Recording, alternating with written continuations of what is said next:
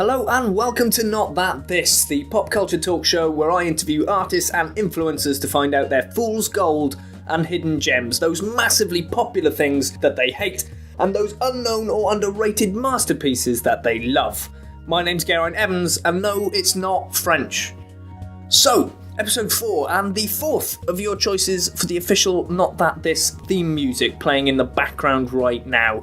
I want you to vote on which one you like best, and I'll tell you how to do that at the end of the episode. I'm really excited about this show. I laugh a lot during this interview with Grace Knight. She's a writer and one of my newest friends. We actually spoke on the phone the other day to geek out about the new series of Star Trek Discovery. We are both cautiously optimistic for that. But in this interview, I pretty much just agree with her about everything, especially her hidden gem. It's a musician. Her name's in the title. I'm not going to try and hide it. It's Grace Petrie, but I'm a massive fan, and me and Grace Knight just totally geek out about how brilliant she is. So look forward to that. Here's the interview. Hello, Grace. Hello. Hello. How are you? Very well. Good. So this is how I'm going to start this. So Grace is my newest friend. Yes, you're my newest friend as well, Geraint. Yes, lovely. So Grace knows Stefan Allen, very good friends with, who was in the first of these podcasts. And because of our very close relationship with that man, Grace has decided to sort of aggressively friend me this weekend at the Fringe. Yes, I have a very direct approach to people I want to be friends with. I just sort of follow them around until they either like me or give in. Yeah, no, that's also Stefan's approach, so it doesn't surprise me at all. So thank you for doing my lovely podcast. I introduced you at the top as a writer, which is a bit sort of vague and ambiguous. What do you write? I mean, you write for the stage and radio and... Yeah, I mean, so what I write basically is scripts. That's the kind of, common thread. I have written lots of stage plays, of which one has been produced so far, and I write for radio, and I've recently got into writing for VR, which is incredibly exciting. How do you write for VR? With difficulty. It's such a new medium that, as far as I know, there literally isn't even a Writers Guild pay scale for it yet, because it doesn't really exist. Right, okay. Particularly narrative VR, so storytelling, fictional storytelling within VR, just it's not really a thing. Yeah, there was a short that was nominated for an Oscar, animated short. This most recent Oscars, I think. I can't remember the name of it. Was it Henry? Was it about a hedgehog who doesn't have any friends? No, so it was all in VR, and I think it was supposed to be the first one of those, maybe, or maybe the first to be nominated for an Oscar. But it's all set from the perspective of a car. It's all inside a car, so it follows I think it's a father and his daughter, throughout different stages of life. Oh God, I can't remember. I will look it up and... I can use the magic of technology to yeah. else. Cool, sounds good. Yeah, I'll also, Facebook message you. So maybe let me know. It seems like such a difficult medium, because it's supposed to be all-encompassing, right? Yeah, so it is. I think what's happening with VR is that actually it's not really a medium yet. Yeah. I think we don't know what it is. And I think a lot of people who are really clever and really well educated are asking a lot of quite interesting questions. But at present, we don't know, because it's a bit like a video game. It's got... Usually, a lot of VR has a lot of agency from the person experiencing it, but even if you don't have any agency, at the very least they can look wherever they want, which makes storytelling, it presents particular challenges for storytelling if you can't control where your audience is looking. It's a bit like theatre, largely for that reason, because that's the other existing medium where you can't make your audience look at the thing you want them to look at. You have to kind of guide them or encourage them, or just hope they do. It's obviously a bit like film, and it's a lot like YouTube, I think, for the sort of unexpected but really specific reason that nobody wants to wear the headset for more than about 12 minutes. Okay, yeah. Which in itself is quite interesting from a long-form storytelling perspective, because you end up, you're basically stuck with episodes. Mm-hmm. Now, what I think that means, the fact that it's like all these other things, but it's not like them, and of course there's things that VR can do that literally nothing else in the world can do, I think that means it's a new medium. I think what we're seeing is the birth of film or the birth of television. Because, I mean, when we first created film, basically what people did was stick the camera in front of it and do it as a play. more or less. And then they sort of very quickly worked out that wasn't what the rules were supposed to be, and they worked out how to do it properly. Same with telly. Early telly looks like film. Of course it does. We pick the nearest available medium and we try to kind of make it work, and then gradually we check. You create new rules for this. Yeah, exactly. And I think that's why I'm so excited that I get to write VR now, because I think the people who are working in this medium now, we really are just making up and guessing, and that's just so amazing. Like, because the mistakes are going to be so much more interesting and complicated, and the successes are going to feel really that special. much more satisfying. Yeah. I mean, and I think it takes decades. Like, I think we're now getting to the point with TV where we've worked out what it can do, really, really what it can do. Yeah. Like, the point at which we realised, it can do the level of subtle character development and storytelling that a novel can do. Yes. And then we get things like Breaking Bad, which just weren't what TV was doing until quite recently, really. Yeah, no, I mean, I think I've spoken about this before on this podcast, but that sort of, we're of the generation that's seen the shift into streaming technology and stuff, and so and TiVo and things like that. So it's so much easier now to binge watch, which makes it so much easier to tell a long form narrative. Yeah, for sure. And the way we tell it is different as well. I mean, did you watch Sense8? So it's the Wachowskis' current project with Babylon 5's J. Michael Straczynski. No, I haven't. I watched the first episode and I had so much other stuff to watch and it didn't really. I really loved it. It's about telepathic humans, and it's really, it's just really cool sci-fi written by someone I really like. It has certain issues, but one thing that is quite interesting is it's written for Netflix, and it wouldn't work in any other thing because they don't write cliffhangers. Yes. Because they've worked out they don't have to. They have to write chapter ends, which is not the same thing. Like, there should be a kind of narrative structure to each episode, but it shouldn't feel like tune in next week. It should feel like something else, Absolutely. And I do think that's changing TV forever in a really cool way, Yeah, I mean, like, I'm excited to be alive in 10 years' time to see what TV is then. Yeah, exactly. I mean, I'm not even sure it'll be on TV, if you know what I mean. But that's the thing. I think one of the things that's really fun about VR is that we can't just make it look like another medium, because that is... Sorry, are we allowed to swear on your podcast? I've never laid down any rules. Some people don't, some people really do. Okay, cool. Right, well, I mean, if we try to make VR look like TV, it will be self-evidently shit. Like, it will just immediately look terrible. So, I mean, there are VR films, for example, that don't use 360, where wherever you look, the image follows you around. And there are some very beautiful films that have been made like that, but as far as I'm concerned, what that is a film. Yeah. It's not utilising the medium. And so I think because there are these really specific features of the medium, the fact that it's in 360, the fact that you can't control where the audience is looking, and the fact that you have to really work out who the audience is in the story in a way that you really don't have to do in any other medium, except possibly video games to an extent. Those three big things mean that we're having to work out what this medium is as an intellectual exercise rather than as a kind of emergent process of storytelling. Okay, yeah. Which I think is what I'm hoping it's shortcutting it. And it will mean we can start doing really exciting stuff a lot quicker. But, we'll see. Wow, that sounds really cool. You will have to show me what you make. Because I cannot fathom a 3D, like a 360 movie experience, if you know. Have you never tried it? Never tried VR? No. Okay, right. Well, I'm excited by the potential for VR.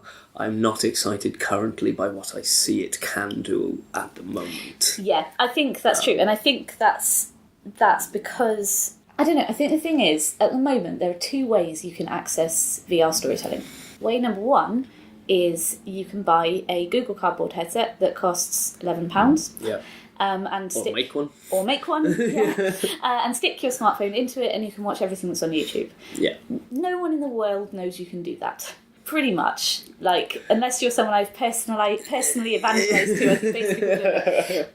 But the other way is you can get an Oculus Rift or an HTC Vive, which are both £1 million bajillion pounds. Yep. To buy, and the people who've got the money for that are people who are really into gaming, which means you're going to get the kind of storytelling that appeals to them, and they are brilliant and creative and exciting people, but they also like generally a particular kind of storytelling, and that means that's where a lot of the money is going. Yes. Which is why I'm a lot more interested in the smartphone route, because I think it's a lot more, what's the word, not utilitarian, but kind of, it's a lot more accessible, which means it's art for everyone. Yes, that's it, yeah. Oh, there must be a word for art for everyone. Anyway. Okay, that's cool. Let's get into let's get to why we're here. So what I want to know is, what is your fool's gold? What is that really popular thing that you just cannot abide? You do not get why people like it. Okay, I had a lot of trouble with this one because all my tastes are like amongst my demographics, super obvious. My favourite song on every album is definitely the single. Like, really like. I even like a lot of Hollywood, and the stuff that I don't like is stuff that most of my friends also agree is shit. So really, really grumpy about things that inexplicably don't have any women in them. Yeah. You know, they're sort of like they've been beamed in from a parallel universe where 18% of people are women. It's tiresome, but it's also sort of obvious. So in the end, after much thought, I settled on Scrabble. The popular board game Scrabble. The popular board game Scrabble. But Grace, you're a writer.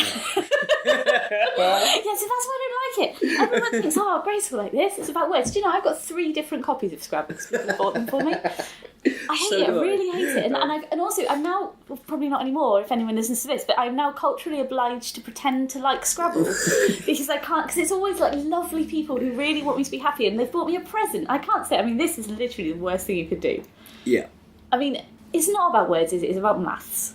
Yes. It's anagrams. Anagrams is maths. It doesn't have anything to do with what the words mean. It doesn't have anything to do... There's nothing interesting about relationships that you can do when you're playing Scrabble. I think you're supposed to be able to define the words. Like in competition Scrabble. You have to know what it means. Yeah. So maybe you should get into competitive Scrabble. I just think, I don't know. The thing is, right, for me, the purpose of a board game, really, is to find a new way of interacting with the brains of the people you really love. Yes. That's what's fun about it, right? Yeah, because it's a completely new way of engaging with them, and you get to... So Dixit, for example, which is the best board game. I do not know this board. It's really good. It's also absolutely incomprehensible if you explain it verbally. Right, okay. So this is going to be really fun. But anyway, the point is, you see how your friends respond creatively to a card with a weird picture on it, basically. Right. Okay. Which is really fun, because you learn stuff about them from that is relevant and exciting to their personality, but you just would never have found that out. From Scrabble, you learn how good they are at making words from a series of unrelated letters. Yes. It's really boring. It's like being told you're going to get to have a game and then just getting an exam. And also, I'm, of course, terrible. Yeah, so have you played Scrabble with Phil Cooper? No, I've avoided playing Scrabble. I've done really well. I haven't played it for about 15 years. Phil has been mentioned on about 3 of these now. Lovely Phil, the human dog. He is a dog. Yeah. So he got me to download Words with Friends, the Scrabble-based app, right? Now, the problem with Words with Friends specifically, which is not one that Scrabble has, I'll be honest, is that there's no penalties. Oh. So you can just keep trying words until... So as long as you know what makes a word, yeah, like those individual parts, you can come up with some ridiculous scores, because you're like, oh, yeah, got that one right, brilliant. Turns out disconfabululators in this very weird dictionary that this happens. Yeah. But yeah, so you don't learn anything about the people you're playing with. And also, I think it's fundamentally a lonely game. Like, yeah, you're behind your tiles, right? Yeah, exactly. But also, the experience of playing Scrabble is exactly the same if you're playing with a computer. The other person doesn't exist for you in any kind of interesting, responsive and reflective way. They just exist for you as just like someone else who's putting down tiles. There's not it's not chess, it's not relevant who they are or what they think. It's just, they just create a problem using an arbitrary system that you then have to solve, and then you create a problem using an arbitrary system that they have to solve. This is not a game. No, I think it's a lot of games. But... I don't know, I think my rule of thumb for a game, and I really love games, is I think if you can play the game on your own, I'm out. Okay, that's interesting. I think that's definitely true for board games. Yeah. Yeah, no, okay. Yeah. I can't really critique that. I thought I could start that sentence, but no, I'm with you. I did actually download Words with Friends once because I really wanted another way of engaging with my friend Lori, who lives a really long way away. Yeah, who's excellent. And I'd sort of been tricked by the 2 of the 3 words in that sentence. I was really disappointed. Yeah. It's just Scrabble. It's just Scrabble with a sort of worse messenger feature. Yeah, exactly. It's terrible. It is really terrible. Sad. An awful dictionary. I don't know what it's doing. Like, it's half American, it's half stuff that people have made up around the world, seemingly. And just some words that are definitely words. That's the thing. And the thing is, that is the least interesting way to engage with language. Like, you know, the thing is, like, when you say the sentence, half the words that people have made up around the world, I mean, that's great, right? That's really cool. That's like finding out, you know, do you remember when you first found out that there is actually a word for laughing specifically at someone else's discomfort? And then it's Schadenfreude, right? Oh, God, yes, okay. Right, and then once you know what it is, you use it all the time because it's like, I had this concept and I didn't have a word for it and it's really useful. I learned a new one recently which I've forgotten, but it's a Japanese word. Oh, I know, I remember. There's a Japanese word, in fact, which is perfect for this. The word is, can't remember, but anyway, what it means is when somebody gives you a present or performs some sort of service which you absolutely don't want, but you are now socially absolutely obliged to be grateful for. Oh, okay. So you're stuck being grateful and appreciative for something and also putting up with the burden of having this thing you didn't want. Right, okay. Like, for example, when your very good friend gives you a board game of Scrabble, which you then have to pretend to like for the rest of your friendship. I mean, isn't there a cut-off? Isn't it like after 2 years we're definitely great friends? No, it's worse. It's worse. It's like if somebody doesn't know your name, you know, or they get your name wrong, and then after 2 years you just have to answer to it forever. No, I would not let that go. You're a lot more years. Assertive than me. My gran. I also have a much more complicated name, so I think I have to go through that at the start. Oh, you're right. Yeah. Sorry, what? Geraint. Right. Yeah. Yeah, okay. My gran's name is Margaret. She's got a friend who, for the last 30 years, has been calling her Joan. 30 years? Yes. Yeah. Wow. Yeah. I'm beginning to understand a lot more about Grace. Yeah, also, the people at the vets think my name is Mrs. Tweedy. Why? Well, I did something that I thought would make things easier, and that is not what happened. Right. So, this has nothing to do with Scrabble, sorry, but... That's absolutely fine. Okay, so me and my partner, Luke, to whom I'm not married, his name is Luke Tweedy, and we have 6 pet rats. So we went to the vets, and I had to register the rats for the first time, and I thought, okay, well, we can't register them under 2 names, they need to file it, it's too complicated. I will give the rats the surname of Tweedy. Logical, I thought. Yes, right? yeah, no, yeah. I filled in the form, your name, Grace Knight, underline Knight, Dr. Luke Tweedy, and then put I don't know if I actually went so far as to put a note on it. I don't think I did. Yeah. But anyway, I thought, there we are, they've got my name, they've got his name. So anyway, they say, they can't have said underline the title, but for some reason, I underlined a Ms. I can't remember why. I'm pretty sure I wasn't just making a point. I think there was some sort of reason for that. Anyway, they started initially calling me Miss Tweedy, and I was like, okay, so you've read the title from one and the name from the other. You must realise we're in a relationship. Do you think I'm his sister? I don't know. Yeah. And then they'd realised that was wrong, so it kind of gradually morphed into Mrs. Tweedy. And I was like, a couple of months ago I thought, all right, I found the solution to this, because it's been 3 years. I can't tell them now, by the way, that's not my name, you've been using it for 3 years. Yeah. I thought, I know, I'll just say, I come here all the time, do call me Grace.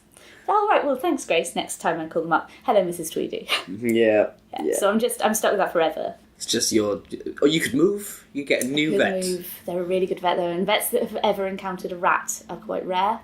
Oh, okay, yeah. I used to have a pet rat when I was a kid. Did you? His name was Rafiki. After the Lion King baboon. Good link. Nope, that's a baboon. I was a child. Yes. You shouldn't keep rats alone, you know. I know that now. My mother did not know that. No, I did that when I was a child as well. I still feel really bad about it, actually. Yeah. Poor Stanley. Poor Rafiki. Doubly poor Rafiki, because my cat didn't have him, but had the cage, and he did his arm, so he Yeah. Oh, poor Rafiki. Poor Rafiki. It's a really sad story. That is a really sad story. He also genuinely ate my homework once. Wow. He pulled it through the cages. Yeah. That's not something you can tell your teacher. Like, No, my rat ate my rat. homework. You'd have to take a photo, I think. But it was, we're of that generation where taking a photo seems easy now, Grace. Yeah, you're right. But at that time, I would have Pop had to Argos, buy a camera. yeah, get it developed. Take 24 other arbitrary photos. See, I'd forgotten about that as well. I recently had a project that I'm doing with a friend of mine, which requires me to find photos of all of my friends when they were about 15. Okay. The project is, even by my standards, quite nerdy, which is that I want her to draw us all as like a picture of us when we were all at school at Hogwarts together. Okay, right, yeah. So that's, she was like, that's pretty nerdy. Yeah, yeah. She was like, I was like, please, it's my birthday in 5 months. She was like, yeah, all right, well, you find the photos. So I've kind of been doing that, but. So I had to look through photos from when I was 15. They're all terrible. They're all just like slightly head chopped off, or really bad angle, or just people doing stupid faces. It's like... Yeah. Oh, we've moved on to cameras. This is what I like about this podcast. We start off on the thing you really... And then we end up just somewhere else over there. So is there, like, what I'm interested in is, but, like, is there... We get why you don't like Scrabble. Was there, like, an inciting incident? Was there a moment where you were just in a game of Scrabble and you were like, oh my god? Yeah, it was about 7.5 minutes after learning the rules of Scrabble. And the trouble is as well, I really don't want to be the sort of person that just like, walks off in a strop, so you have to then commit to the next 3 hours. And to add insult to injury, of course, I'm really, really bad at anagrams. Right. So I just, had to spend hours and hours trying not to be visibly grumpy while losing at Scrabble. Yeah, I mean, I lost Scrabble to Phil Cooper. Now, I'm a writer. Yeah, you are a writer. And Phil is a human dog. I feel slightly offended. I hope Phil doesn't hear my reaction to that. Now, here's the thing, right? Phil is excellent at Scrabble. It's his favourite board game. He takes it everywhere. Really? Oh, yeah, absolutely. He left one at my house once and called me about 8 times to find out when he could get it back. Oh, bless him. Yeah. Why does he like Scrabble? I don't know, but he knows the rules of Scrabble. Like... he's got Scrabble down, he's learned all those fiddly 2-letter words, All the ovs. all the ovs and the ifs. No ands, no buts. So yeah, he beat me, but you must get this as well, because you're a writer. Yeah. That sort of condescension of, but you're a writer. Yeah. You should be able to... It's not the same thing. I don't actually mind when people say you should be able to do this, because then I can just give them my tirade about how it's maths. Right, okay. What I don't like is when they say, you should love this. Yeah. That's when I give them the lecture about why we shouldn't use words like should, must and ought.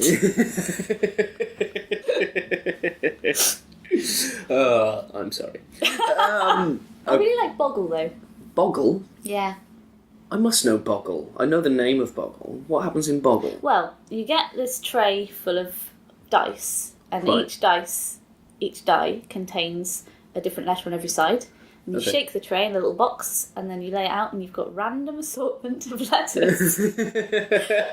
And then you write down as many words as you can find. Oh, okay. Completely different. That's a word search. That is a word search, yeah. Okay, fair enough. Yeah, alright. Similar, but not. Yeah, but also that has like a fun element afterwards. What you do after you've all written down all the words you can find is you go around the group and everybody has to say which words they've got, and you cross it off if you've got it as well. So you only score points for words that no one else saw. Oh, okay. Yeah. In my family we play a variant called Deaf Boggle. This is great. Both my grandparents are quite deaf. Right. So is my mum. She's hearing impaired, which means nobody can hear what anyone else is saying when they're reading out the letters. Okay. So it shouldn't be funny, but by the fourth time you've heard the word horse, it is absolutely hilarious. It is sort of like it just descends into mock exasperation. And sort of bitter arguments where you end up like where contested words get furiously written down on the back of a piece of paper and have to be Googled later before we're allowed to establish the score. Brilliant. So, the element of it that's boring looking for words is actually a very small part of the game, whereas in Scrabble, that really is the game. Yeah. I don't mind a game of Scrabble, but I'm absolutely on board with your criticism. But so given that we've already mentioned several things you like, let's move on to the hidden gem. Hidden gem. What's that thing that's flying slightly under the radar? Okay. Well, also had a problem with this because, as previously stated, all my interests are just really common. And all the things that... So yeah, I don't have that many interests that are not just like getting the success they deserve. But then I did think of something, which is the folk singer, well, protest singer really, Grace Petrie.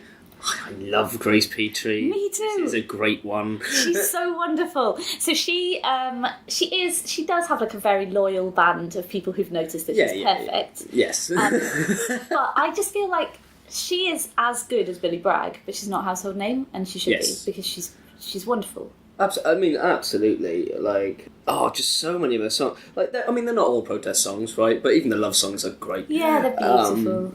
But so this is a question I want to ask, I suppose, about like just around it. We'll get back onto why you love Grace.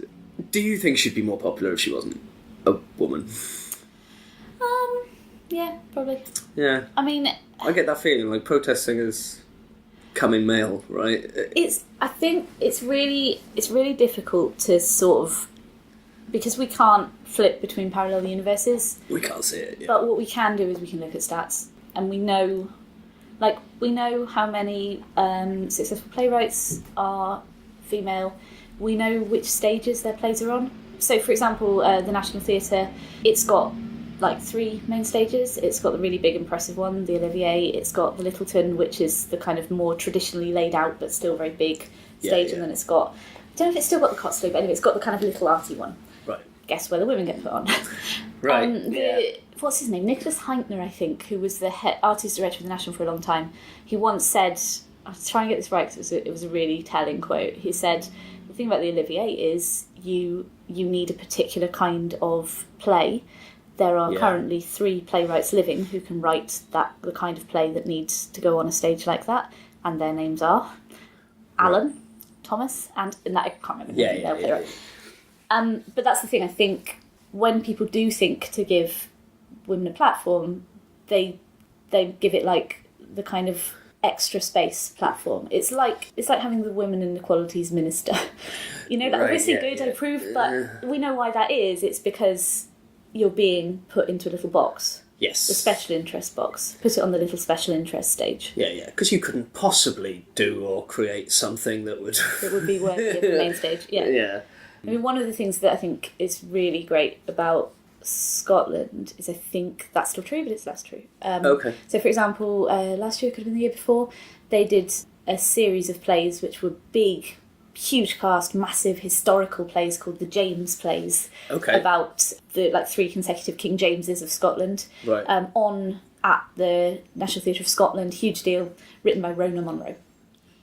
Yeah, fantastic. That's the only one, literally, that I can think of. Wow. So I think, given that we know those stats, and given that Grace Petrie is perfect, it's probably that, isn't it? Yeah, I mean, she's amazing. Like, especially in these current political times, right? Because I was expecting, with Momentum and Corbyn, I was expecting Grace Petrie to be all of a sudden massive, just for that to just happen overnight, and it didn't. And I was like, where? Like, how is this not?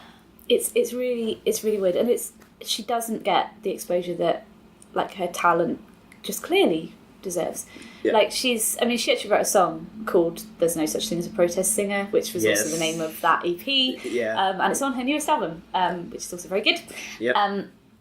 And it's about the fact that The Guardian keep publishing articles saying, there's just no protest singers anymore, it seems to have died with the 80s. And the point she makes in the song is, we're all here, you just won't find us in the enemy. Yeah. Like, I think people would like her if they knew she existed. And she doesn't get the exposure. And I think we do have to think about why that is, and we don't have to think very hard. Yeah, absolutely. I mean, I think a few months ago, I couldn't go, I was furious, but she did a gig in Bristol. Because I'm always looking out for when she's near me. I've never seen her live, and I'm so... Because, like, whenever she's in Newport or Bristol, like, whenever she's near me, I'm doing something else. It's the most frustrating experience in the world. And on the day... I don't know how it turned out, but on the day she was tweeting that, not many tickets had sold. And I was like, how? You're in Bristol? It's this massive liberal... Yeah, really left-wing, really politically engaged. city. And 100% Labour as well, now, since the election. Yeah, and Grace Petrie sings to an empty room. Yeah, I mean, hopefully she didn't. Hopefully that filled out the room for her, but... I think it's a travesty. I mean, the thing is, she is wonderful. Like I said, right, the vast majority of the stuff I'm really into has a massive following. Yeah. Like, my other favourite person who writes music is Lin-Manuel Miranda, who is doing really great. Yeah. Like, mostly, I really like Leonard Cohen and Radiohead, and they are people who everyone in the world has noticed are brilliant. And then there's this one tiny blot, and it's this person who is just as brilliant, whose poetry is just as worthy of being quoted without the music behind it so you can really hear what it is, whose political insights are just as exciting and fresh and incisive, and whose music is just as beautiful but also is thoughtful about its own genre and is doing these interesting things. And every time I mention her to someone, the conversation is, have you heard of my amazing favourite musician ever, Grace Petrie? Yeah. And it shouldn't be. It should be, have you heard of Radiohead? What do you mean, have I heard of Radiohead? Yes, absolutely. I mean, there's, I can... Not the most recent one, I've not had the time to really put the effort in yet, but I think if I put my headphones in, I reckon I could go through Grace Petrie's entire catalogue of music and sing along. That is the devotion I have to them. I'm pleased to know that. And it is such a frustrating thing, especially for people like us who are politically engaged, who are liberal, and have friends like that. They're like, what do you mean you don't know this woman? She's... I mean, there's a fun element of that as well, because then you can make them listen to... sit down. Yeah. I know we had plans. We'll get to takeaway. But, it is... I remember... So, Stefan Allen, who did your first podcast episode, mentioned... He basically... I really don't like new things. Okay. So, I have to be sort of made to engage with new things for the first time, because I just find it really stressful for reasons I haven't quite nailed down. But he basically was like, right, you're not doing that with this, Grace. So he just put it on and wouldn't let me leave. And it was Whatever's Left, which is still my favourite Grace Petrie song. And it's no longer actually politically current, which means she's never going to play it again, I wouldn't have thought. I think is a great shame, because it's, even though it's not quite topical, it's still wonderful. And what it's about is, it's about that feeling that we all had when Ed Miliband was in charge of the Labour Party and there was just fucking no one to vote for. What do you do if you don't want to vote for Tory Light and you're never going to vote for the Tories, and you feel like you've got all of this energy and there's nothing to pour it into? And I love Billy Bragg. I read a lot of political stuff, I engage with a lot of political art, but to have somebody speak exactly our language and make it beautiful and make it rhyme was... I think I literally cried. Wow. Here's an interesting thing. So I never engage with art in this particular way, but Grace Petrie is, I think, even as a child, the only artist that I've ever deliberately gone onto their website to send them an email to say how brilliant I think they are. Yeah. The only one. Oh, yeah. How many times have I done that? I think I wrote a letter to Sylvester McCoy once to tell him I really loved him as the Seventh Doctor. Didn't reply. And I wrote a letter to the woman Anne Leckie, who wrote Ancillary Justice, which is an amazing science fiction novel that won all of the awards. Literally, that year, it won every science fiction award. It won like 3. And so I wrote to her just to tell her how brilliant her novel was, but also because in the afterword of her novel, she said, when a science fiction writer sits down at her desk to such and such, and just seeing the word her in the context of a science fiction writer, I wanted her to know that really meant something to me. That automatic, the idea that anyone in the universe could possibly automatically gender a sci-fi writer female without thinking about it. It's like, hi! So she was amazing. But apart from that, I've never written to Grace Petrie to tell her she's wonderful. I have told her in person. Oh, wow.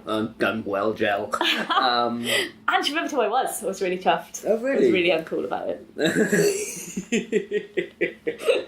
Incidentally, if you're listening to this, you can find Grace Petrie's music on Bandcamp, and you should buy it all if you have our political beliefs, and if you don't, you should buy it all to be angry, but also give her money, and I want you to fund it. Also, if you just want to listen to it and check you like it, which you will, because it's brilliant, loads of it's on YouTube.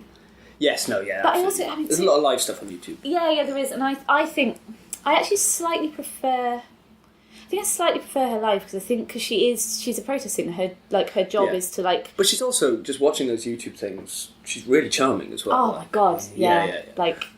So sorry, charming. I cut you off there. I mean, I don't mind being cut off to talk about how charming Grace Petrie. She's just wow. I mean, she's one of those people. It's very occasional, but you know when you just meet someone, you're just like, if you put on some armour and got out a sword, I would follow you into battle and I would never ask you why. Yeah. I would just totally trust your judgment. I'd just be like, yeah, cool, I'll get my armour. Yeah. There's basically, on that list of people, there's her, there's Jeremy Corbyn, and there's a woman who was my boss when I was working as a teacher in Hackney. Right, okay. So I just thought, you're just really great. just really trust you. Brilliant. So sorry, you were saying, because she's a protest singer, seeing her live... Seeing her live's really special, and I think even seeing her live stuff on YouTube, there's a kind of energy to her performances when she's got an audience, when she's feeding off that energy. Yeah. And I think that's because she is... That's what these songs are for. Yeah, they're not for a recording studio, they're for the crowd, they're for us. Yeah. And that's when they work. But I could just go on forever about how wonderful she is. I think... Because the thing is as well is she's really fucking smart. So one of the first sort of 5 or 6 songs before I actually bought one of her albums that I found on YouTube that just blew me away is a song called Iago. Oh, I love Iago. Oh, it's beautiful, isn't it? I don't have the album that's on. I think it must be really early because I haven't managed to get hold of it yet. I can't remember the name of the albums, but yeah, it's one of the early ones. Yeah. So it might even be the first one. Anyway, it could be. Yeah, and I'm pretty sure there can't be more than 2 I don't have, so it must be either first or second. Anyway, it's about being in a relationship and feeling that you are not good enough to be there and you're fucking it up. Yeah. And it's like there's this voice in your head that is just telling you you're not good enough, you think you're happy, it's not going to last, how could it? Yeah. You're you don't deserve this. And that voice in the song is Iago. Yeah. And it's beautiful, and it sort of engages with a particular kind of poor mental health that I can really relate to, and I think was very beautifully expressed and with a real kind of understanding. Yeah. But there's also, I've never understood, I really love Othello, and I've never understood why Iago doesn't die at the end. Sorry, spoilers. You've had 600 years. So. Yeah. But because the thing is, because it's a Shakespeare tragedy, everyone dies. Yes, yeah. And, so, okay, major spoilers, but come on, seriously, it's Othello. Yeah. Othello dies, obviously. Desdemona dies. Desdemona's best friend dies. Yeah. The guy who quite fancies Desdemona, sort of background character, dies. And then there are 2 people who live, and one of them is the kind of handsome love interest, who's not really a love interest, Cassio. Yeah. And that makes sense because there's usually someone still standing because someone's got to deliver the epilogue. And then, but the baddies die. And then there's this one weird exception, which is that Iago lives. And what he says at the end of the play is he says... They say to him, look, why have you done this? You've destroyed this amazing person. You've destroyed, his wife who's also just so lovely and kind and perfect white. And he says, guess all you want. Henceforth, I never will speak word. And he doesn't speak for the rest of the play. Yeah. And one of the things Shakespeare does that's really great is the way that he uses silence. Something a bit creepy at the end of another Shakespeare play is that this incredibly verbose, amazing, exciting woman gets married. Yeah. There's a line from her husband, where he says, "Peace, I will stop your mouth." Kisses her, she doesn't speak for the rest of the play. And it's so creepy when you realise that. It's really dark. I won't tell you which play in case you're... Yeah. But I've always thought, I don't know why Shakespeare lets him off. And then there's this line in Grace Petrie's song, which, by the way, is probably super obvious to everyone who isn't me anyway. But she says... at the end, after everything's ruined, she says, "And I know that Iago will be the only one left alive." And I was like, oh, that's why he lives, because he's not a person. He can't die because you can't kill jealousy. Yeah. I studied Othello. I think I was forced through that moment. Yes. You and many other unfortunate school children. Yeah. Although, incidentally, it is, I think, the only Shakespeare play that I like. That's not true, but it is by a million miles my favourite one. Like, it's Othello, then it's all other popular culture, then it's the rest of Shakespeare, and then it's stuff I hate. I would carry on, but we'll wrap up with some quick-fire questions. But just one last thing. Grace Petrie is phenomenal. Genuinely go find her music, seek her out, go see her live. Seriously, like, she's perfect. She is clever and funny, and she's amazing at everything. I love her. And Jesus Christ, I hope she never hears this podcast. Yeah. I think we've both done our fanboy squeeze or fan person squeeze. Yeah. I really feel like I still, even though I've literally been going on about this for 25 minutes, I still feel I haven't really quite done a good enough job of selling how wonderful Grace Petrie is. Because you can't sell perfection, because nobody believes it. No, you're right. Yeah. You're right. You just got to experience it. So we'll do some quick fire questions. Right, I often forget which questions are, and people often elaborate, and that's fine. Okay. It's just your favourites and your least favourites. Oh. Okay, so favourite TV show? Doctor Who. Least favourite? I don't really engage with stuff I don't like for very long. So currently the thing I'm most grumpy about is The Expanse, because I like everything with spaceships in it, and that is a thing with spaceships in it that I don't like, because nobody makes a joke ever. No one makes a wry remark. It's very po-faced. It's really po-faced, and it's like they've never met a human. Like, people make jokes, especially in extremists. That's how they cope. That's how they bond. That's how they make everything all right.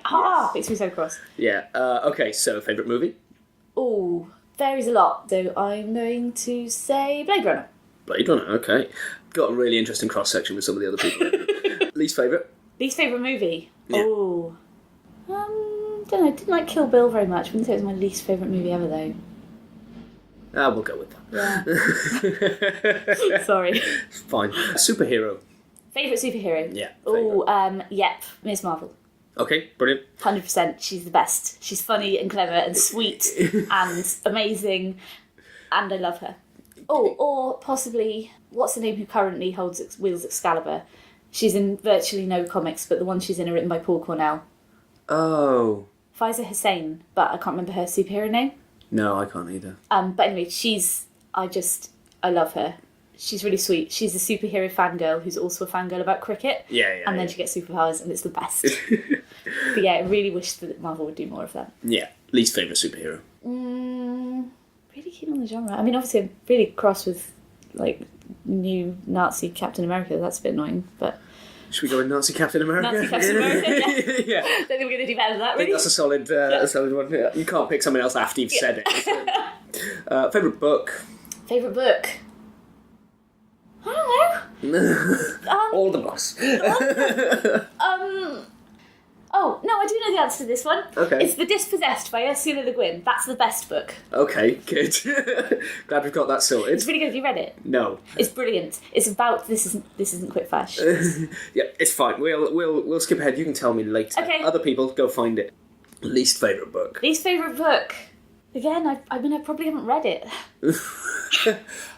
Something you were forced to study? Tess of the D'Urbervilles. Tess of the Yes, I was forced to. I nearly picked that as my fool's gold, but then I sort of thought, no one likes Tess of the D'Urbervilles. It's impossible to like Tess of the